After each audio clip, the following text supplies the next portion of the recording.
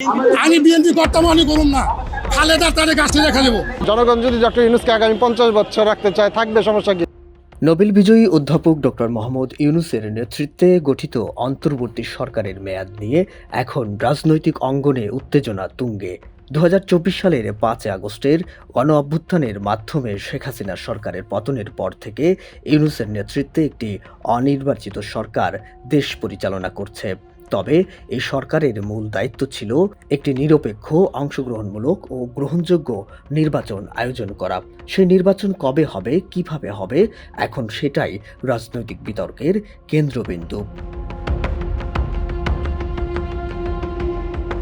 এতদিনেও নির্বাচনের সুনির্দিষ্ট রোডম্যাপ প্রকাশ না করায় বিরোধী দল বিএনপি সহ অনেকেই উদ্বেগ প্রকাশ করছে।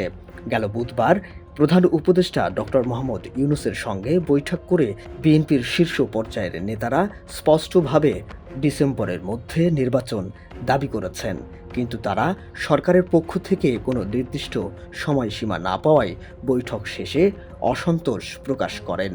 আমরা একেবারেই সন্তুষ্ট নই, আমরা পরিষ্কার করেই বলেছি যে আমরা গত কয়েক সপ্তাহ ধরে সামাজিক যোগাযোগ মাধ্যমে এবং রাজনৈতিক আঙিনায় আলোচনার কেন্দ্রে উঠে এসেছে একটি প্রসঙ্গ: এই সরকার কি 5 বছর ক্ষমতায় থাকতে চায়?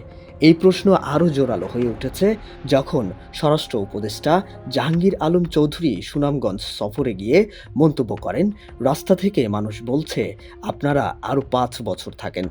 যদিও পরে তিনি বলেন এটা তার ব্যক্তিগত বক্তব্য নয়। সাধারণ মানুষ বলতেছে আইন শৃঙ্খলা পরিস্থিতি আগের থেকে ভালো, পুলিশের রাস্তা থেকে আপনারা আরো 5 বছর থাকেন। তবে বিশ্লেষকরা বলছেন এই ধরনের বক্তব্য সরকারের দীর্ঘমেয়াদী থাকার সম্ভাবনাকে বাস্তব রূপ দিতে পারে।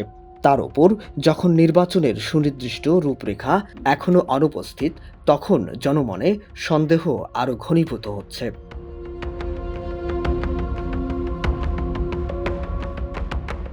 রাজনৈতিক বিশ্লেষক অধ্যাপক মাহবুব উল্লাহ বলেন, সরকারের মেয়াদ দীর্ঘ হলে আইনগত, রাজনৈতিক এবং আন্তর্জাতিক জটিলতা তৈরি হতে বাধ্য। অনির্বাচিত সরকারের দীর্ঘ সময় ক্ষমতায় থাকলে তার বৈধতা প্রশ্নবিদ্ধ হবে, এবং সেটা শুধু দেশে নয়, আন্তর্জাতিক পরিমণ্ডলেও।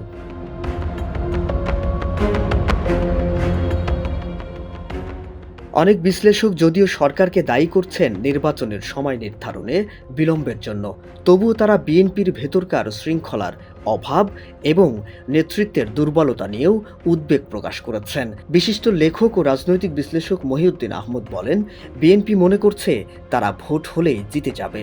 সেই আত্মবিশ্বাস থেকেই অনেক নেতাকর্মী চাঁদাবাজি, দখল এবং অপশক্তির সঙ্গে হাত মিলিয়ে নানা অপরাধে যুক্ত হয়েছে।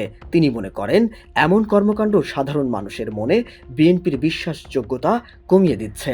মানুষ আওয়ামী লীগের চেয়ে বিএনপিকে আলাদা কিছু দেখতে পারছে না। বিএনপি এখন ডিসেম্বরের মধ্যে নির্বাচন চায় এবং এই দাবিতে তারা সরকারকে চাপ দিচ্ছে।